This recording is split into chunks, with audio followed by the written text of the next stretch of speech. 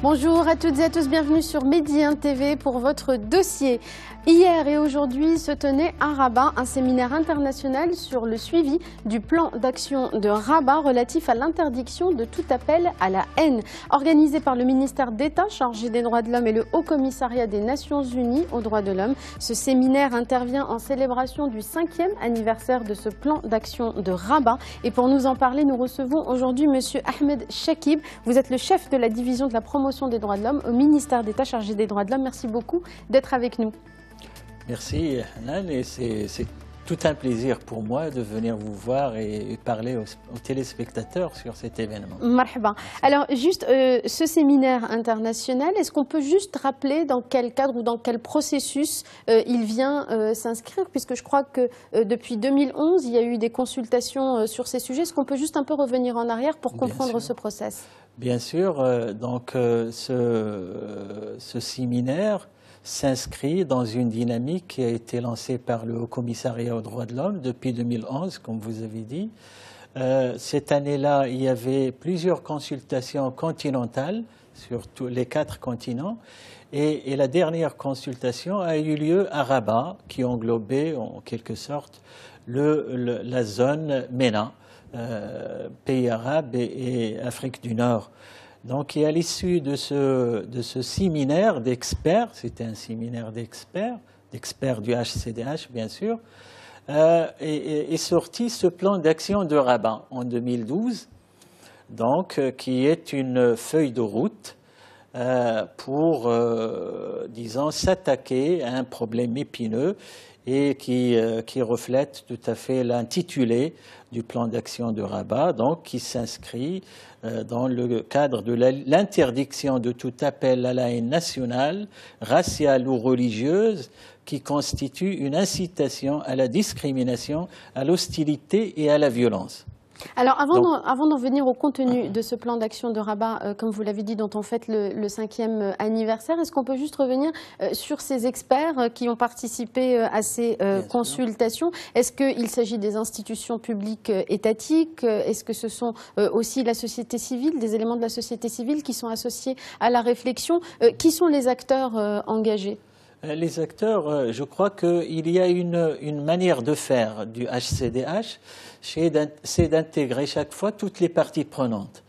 Donc, dans ce même registre, les ateliers, ne parlons que celui de Rabat, dans cet atelier figuraient d'abord les experts des Nations Unies, notamment les procédures spéciales, c'est-à-dire, entre autres, le rapporteur spécial sur le droit à la religion, le droit à la croyance, et le droit d'expression aussi. Il y avait 3 ou 4 procédures spéciales du Conseil des droits de l'homme, mais il y a aussi les délégués des pays représentés au sein du HCDH. Donc plusieurs de ces délégués de pays, mais il y a aussi des ONG internationales et des institutions nationales aussi. Donc, qui sont engagées. Exactement. Donc c'est pour avoir une complémentarité sur la vision à développer. Absolument. Alors, qu'est-il ressorti de cette rencontre à Rabat en octobre 2012 qui a mis en place ce plan d'action de Rabat? Sur quoi repose-t-il ce plan d'action? Le plan d'action de Rabat, donc, comme je le disais, il cible trois dimensions essentielles, à savoir la dimension juridique, la dimension jurisprudentielle, tout ce qui est jurisprudence, et les politiques publiques. Et disons, pour ces dimensions-là, les acteurs sont divers. D'abord, il y a les États qui devront agir sur ces 3 dimensions, mais aussi les Nations Unies elles-mêmes et les autres parties prenantes, notamment les institutions nationales des droits de l'homme et les ONG, la société civile en général, et y compris les médias, parce que les médias ont été, disons, très mis en exergue justement dans le suivi, etc., de ce plan d'action. Alors, vous venez d'évoquer les leviers d'action et les acteurs qui sont concernés. Juste une question, est-ce qu'il y a une homogénéité dans la pratique des pays aujourd'hui? Vous l'avez dit, ces concertations, elles ont eu lieu sur tous les continents.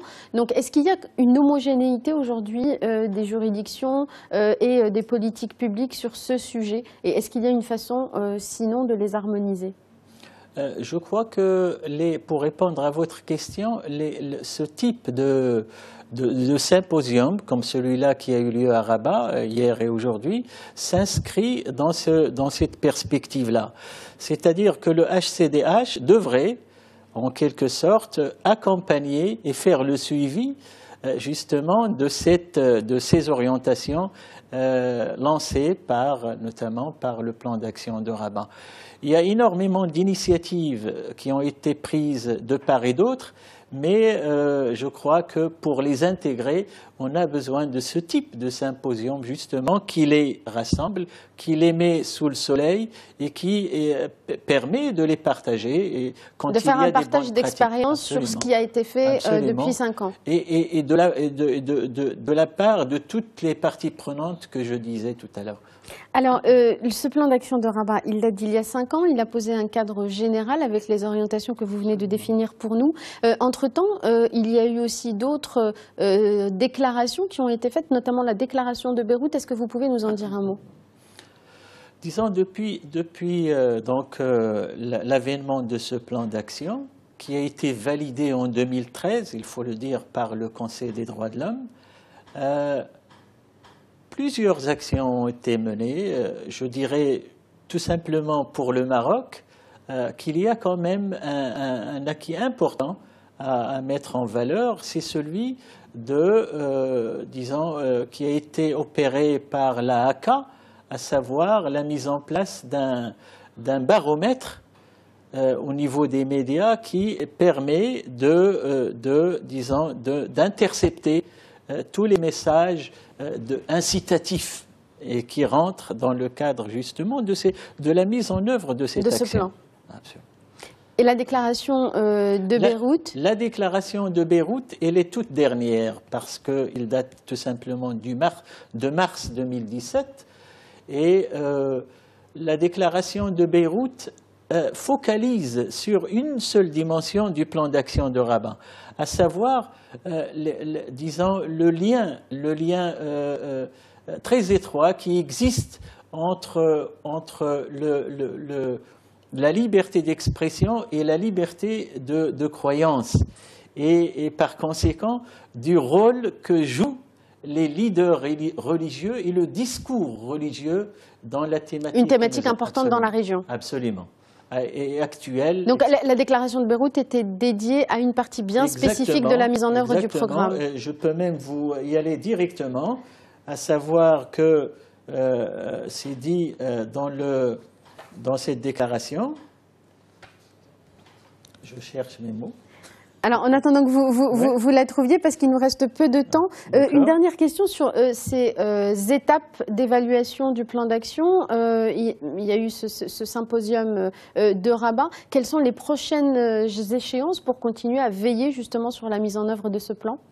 Je crois que le symposium de ces deux derniers jours va un peu mettre en commun tout ce qui est fait jusqu'à maintenant, parce qu'il faut dire qu'il y a une présence importante lors de ce symposium où un certain nombre d'intervenants ont mis en valeur leurs expériences, et le symposium Rabat plus 5 sera et ambitionne d'être une sorte de plateforme de mise en commun de ce qui a été fait jusqu'à maintenant pour la mise en œuvre du plan d'action de Rabat, essentiellement cette dimension dernière qui intéresse exactement la déclaration et le plan d'action de Beyrouth, et parce que c'est une thématique d'importance, c'est clair.